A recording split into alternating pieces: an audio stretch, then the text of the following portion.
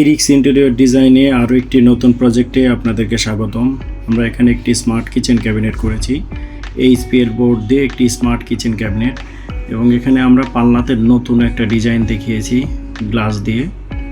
এখানে আমরা উপরে একটা ক্যাবিনেট করেছি, মাঝে একটা রাফিউজ ক্যাবিনেট করেছি, আর নিচে স্টোরেজ করেছি। এখানে সাথে আমরা এখানে কিছু একটা হুড ইউজ করেছি এবং কিছু অ্যাক্সেসরিজ ইউজ করেছি আমরা এখানে।